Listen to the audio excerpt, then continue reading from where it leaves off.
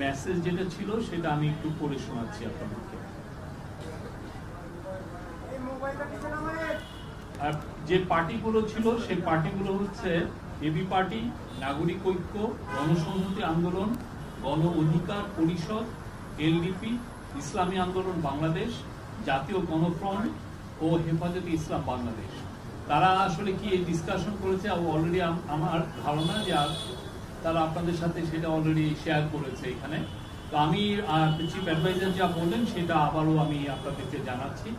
প্রধান উপদেষ্টা বৈঠকে সুস্পষ্টভাবে বলেছেন নির্বাচন ফেব্রুয়ারি মানে 2026-এর ফেব্রুয়ারির প্রথমার্ধেই অনুষ্ঠিত হবে। সুষ্ঠু ও উৎসবমুখ নির্বাচনের জন্য রাজনৈতিক দলগুলোর কাছে তিনি পরামর্শ চেয়েছিলেন মিটিংয়ে। তিনি বলেছেন, এটা তার কোট, আপনি দেখতে পারেন কোট হিসেবে, আনন্দ ও উৎসবমুখর পরিবেশে নির্বাচন হবে। জীবনে কখনো ভোট দিতে পারেনি তাদের জন্য এই নির্বাচন ভালো অভিজ্ঞতা দিতে হবে।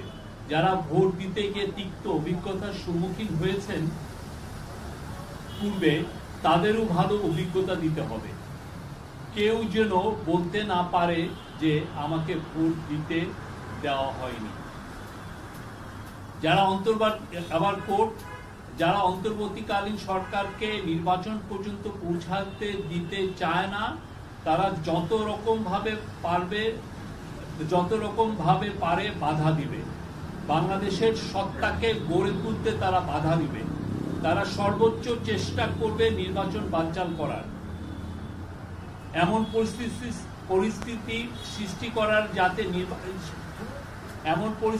সৃষ্টি করার চেষ্টা করবে যাতে নির্বাচন না হয়। এগুলোর কিছু কিছু লক্ষণ এখন দেখা যাচ্ছে, সামনে আরো আসবে। এই জন্য আমাদের আরো সতর্ক হতে হবে।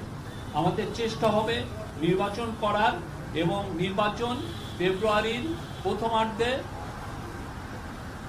অনুষ্ঠিত হবে। নির্বাচিত সরকারের হাতে আমরা ক্ষমতা হস্তান্তর করব। এবারে নির্বাচন অনন্য নির্বাচন, এটা অন্তর্বর্তীকালীন সরকারের নির্বাচন নয়, এটা এদেশের সকল মানুষের, সকল রাজনৈতিক দলের নির্বাচন। এই নির্বাচনের আকাঙ্ক্ষা হলো ভবিষ্যতের বাংলাদেশ নির্মাণের।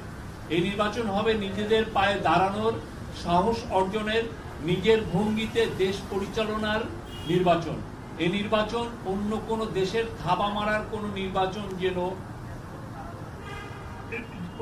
এই নির্বাচনে অন্য কোন দেশের থাবা মারার কোন সুযোগ যেন না থাকে। আমরা এই নির্বাচন আয়োজনে আপনাদের সর্বাত্মক সমর্থন চাই।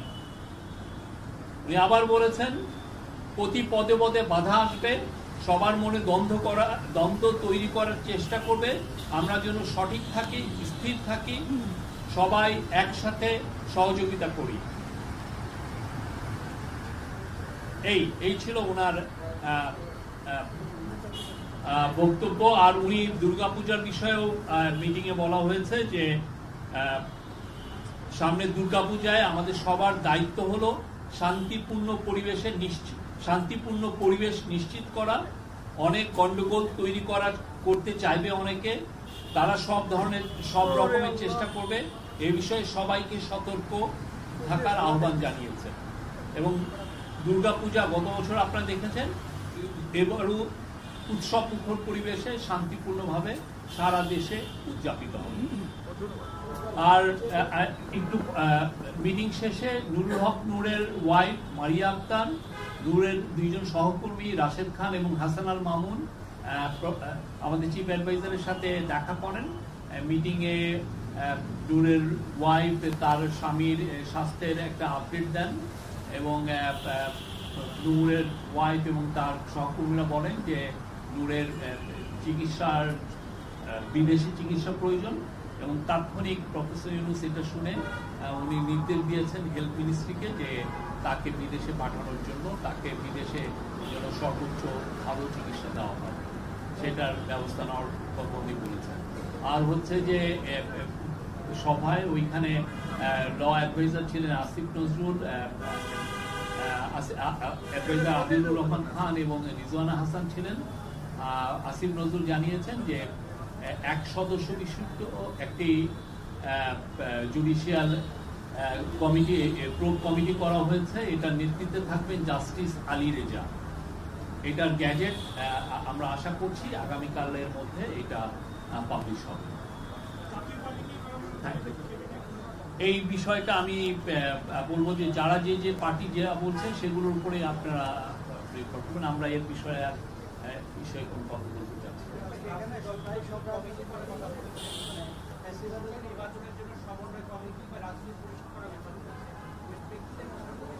অনেকগুলো সাজেশন এসছে।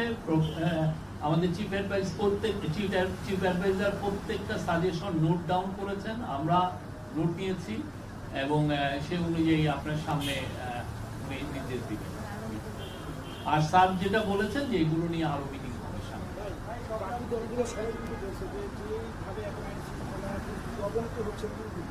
বিদ্যমান পরিস্থিতি বজায় থাকে তাহলে সামনে নির্বাচন নিয়ে এবি পার্টিও সংখ্যা প্রকাশ করেছে এবং এইভাবে চলতে থাকলে নির্বাচন সুষ্ঠু হওয়ার সম্ভাবনা। আমরা মনে করি নির্বাচনকে সামনে রেখে যত ধরনের প্রস্তুতি নেওয়ার দরকার আমরা সবগুলো প্রস্তুতি নিচ্ছি এবং নির্বাচন শান্তিপূর্ণভাবে হবে। এবং আজকে স্যার বলেছেন এটা একটা অনন্য নির্বাচন হবে, নির্বাচন উৎসব মুখর হবে। আমরা সবাই আমাদের পরিবার পরিজন নিয়ে ভোট দিতে যাব এবং এটা একটা যাতে এই উৎসবটা সারা জীবন মানুষের জন্য মনে রাখে।